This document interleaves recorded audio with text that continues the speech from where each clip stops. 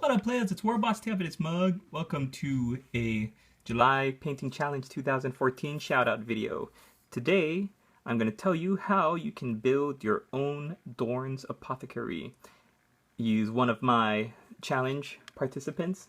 He did an awesome challenge with orcs this year in 40k, and he said on day 24 that if he could have Games Workshop make a miniature out of him, it would be an orc warboss with Combi Scorcha and a Tack Squig to eat the annoying little kid downstairs that makes lots of noise. So I dug around in my bits boxes and I looked at all the different kits, like the knobs kits and everything, and I thought, how can I make this figure? And then I realized in the Stormclaw starter set, you've got the perfect opportunity. The Warboss that comes in that has an attack squig, and it has a shooter, a combi weapon, a shooter, and like rocket launcher. So that's where today's kind of, it's not really a chop shop, but I'm just going to tell you how I did it. It started off as a chop shop video, but as I was doing the conversion, the angles were bad. I was shaving in towards myself. I was doing a lot of things that you shouldn't do, and I realized that I was already all on film. So I'm just going to tell you how I did it and show you what I did. And then hopefully, if you want to make your own Warboss with Combi Scorcha, Attack Squig, and Power Fist, then you can do the same thing.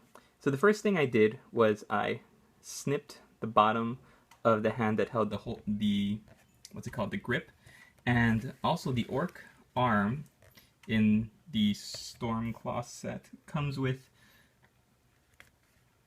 the back of the gun, the stock of the gun, tucked right into there.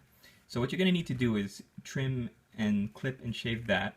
And then this Combi Scorcher is just straight out of the knobs kit. So there's nothing really you have to do except cut the trigger grip and line it up into place. The tricky part is going to be on that part, the grip. Oh, I don't know any of my anatomy for guns.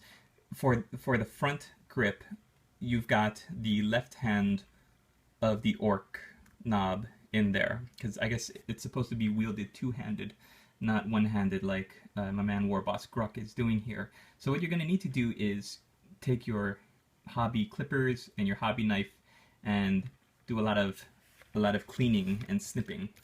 On the back side, you would normally have an orc hand cut off at the wrist to make this like a two-handed weapon, and there was no way that I could shave it down and make it look clean. So what I did was just I added this plate off of a Morkanaut. But there's also other glyph plates you can use off of the knobs kit, even the Orc Boys kit.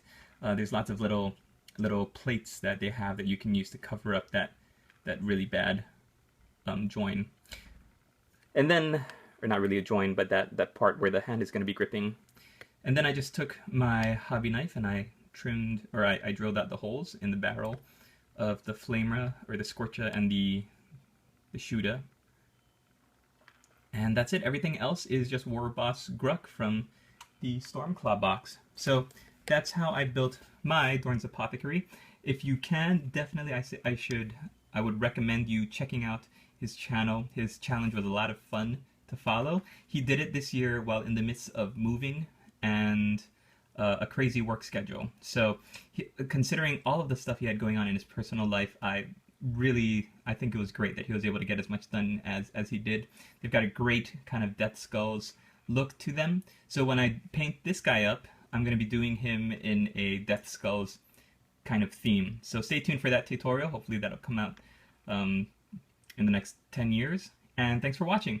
Thank you, Dorn's Apothecary. I'm going to put your channel link in the video description. Check him out. Subscribe to him if you haven't yet. And we'll see you in the next video. Latest, players!